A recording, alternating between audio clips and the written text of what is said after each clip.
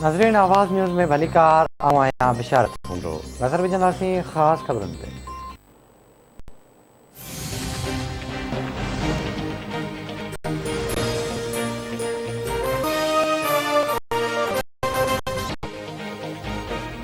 सिंध हुकूमत वफ़ाक़ खां PMC खे ख़तमु करण जो मुतालबो करे छॾियो। सूबाई वज़ीर इस्माइल राउ जो चवणु आहे त PMC मेडिकल जे शागिर्दनि जो मुस्तक़बिल तबाह करे रहियो आहे। इन खे बिना देरि ख़तमु कयो वञे। PMC नवनि ईंदड़ डॉक्टरनि जे लाइ ॾुखियाई पैदा करे रही आहे।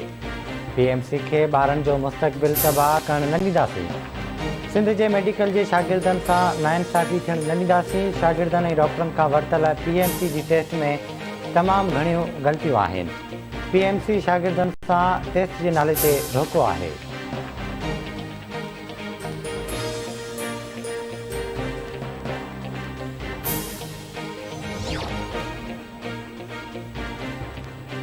पीपल्स पार्टी 8 अक्टूबर शहीदनि जी यादि में 17 अक्टूबर ते कराची जे जिन्ना बाग में जलसो करण जो फ़ैसिलो करे छॾियो। जिन्ना बाग में जलसो करण लाइ DC ईस्ट खे दरख़्वास्त ॾिनी वई।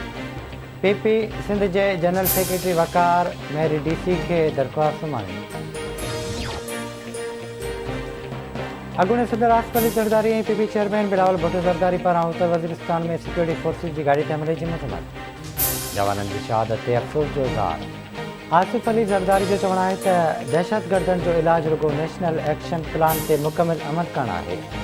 रियासत जी रिट खे चैलेंज कंदड़नि जो इलाजु दहशतगर्दीअ जूं नर्सरियूं ख़तमु करणु आहे। बिलावल भुट्टो ज़रदारी चवे थो, जवाननि जूं क़ुर्बानियूं असांजे क़ौमी ख़ुदमुख्तियार लाइ आहिनि। क़ुर्बानियूं ज़ाया थियणु न ॾींदासीं। दहशतगर्दी ख़िलाफ़ पूरी क़ौम हिकु आवाज़ आहे। दहशतगर्दनि खे सख़्ती सां चिठियो वञे। शरपसंदनि खे गुल पेश करण वारी पॉलिसी नाकाम हुई, नाकाम आहे ऐं नाकाम रहंदी।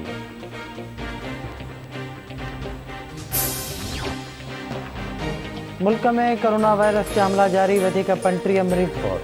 हयाती विञाईंदड़नि जो 27,831 थी वियो। 24 कलाकनि दौरान 1,656 नवां केस रिपोर्ट। मजमूई केसनि जो अंक 12,49,858 थी वियो। वायरस की शरीहत 26 सेकड़ो रही।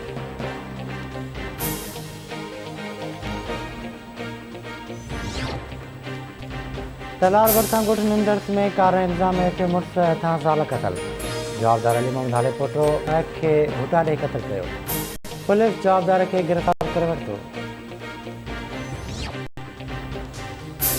ॾखण वेझो अणॼातल हथियारबंदनि घर में दाख़िल थी पीट खे क़तल करे छॾियो। ॻोठ घर पंजा में हथियारबंदनि मोहम्मद रमज़ान खईम खे क़तल कयो। मीरपुर साकरो वेझो नौजवान नूर मोहम्मद कलोई मारिजी वियो। लाश पोस्टमार्टम लाइ अस्पताल आंदी वियो। सिंगौर जा भरिसां क़ौमी शाहरा ते तेज़ रफ़्तार ट्रालर जो मोटरसाइकिल खे टक्कर। नौजवान ज़ुल्फ़कार अली जतई फोती वियो। शहरिन ट्रालर ड्राइवर खे पकड़े पुलिस हवाले करे छॾियो। मातली वेझे रहमतुल्ला जय जो वटि रिक्शा कल्टी। औरत फोती वई। फोती औरत जी सुञाणप सारा मल्हातुर थी।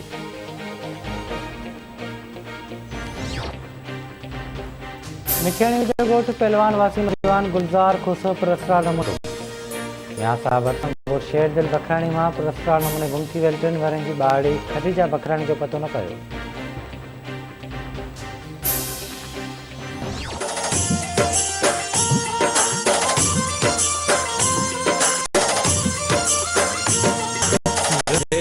सिंधुअ जी छोली मारवड़न जी मिठड़ी बोली। सिंधुअ जी छोली मारवड़न जी मिठड़ी बोली। गली गली ऐं घर घर गूंजन सिंध अमर जा नारा नारा नारा नारा नारा। जिए सिंध जिए सिंध वारा जियन सिंध टोपी अजरक वारा जियन। आवाज़ TV समेत सिंध इलेक्ट्रॉनिक मीडिया पारां इल्म पिरायो सिंध संवारियो जे सिरे हेठि 5 दिसंबर ते गॾियल तौरु सकाफ़ती ॾियारो मल्हाइण जो ऐलान। सकाफ़ती ॾियारो मल्हाइण वारो फ़ैसिलो आवाज़ TV, KTN, Sindh TV, Mehran TV ऐं धरती TV इंतिज़ामिया पारां कयो वियो। कराची में थियल गॾिजाणी में आवाज़ TV जे CEO फैज़ बिरोही, KTN जे CEO मोहम्मद अतर काज़ी, मेहरान TV जे CEO गुलाम नबी मोराई शिरकत कई। गॾिजाणी में सिंध TV जे MD अजीत कुमार आहूजा ऐं धरती TV जे MD अज़हर सुहाग जी पिणु शिरकत। सकाफ़ती ॾियारी जी मुख्य तक़रीब 5 दिसंबर आचर ॾियारे कराची प्रेस क्लब हलो थींदी। तकरीब में नामियारा रागी ऐं फनकार फन जो मुज़ाहिरो करे सिंधी सकाफ़त के बेटा पेश कंदा। सकाफ़ती ॾियारी जे मुनासिबत सां सॼी सिंध में सेमिनार, सकाफ़ती प्रोग्राम ऐं रैलियूं कढी वेंदियूं।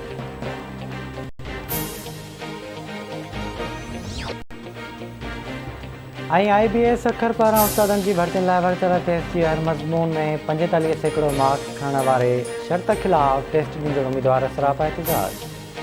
नौजवाननि लाड़काणो, शिकारपुर, मीरपुरख़ास, सकरन, थरी मिरवा, जोई बदीन ऐं ॿियनि शहरनि में एहतिजाज जी मुज़ाहिरा कया विया।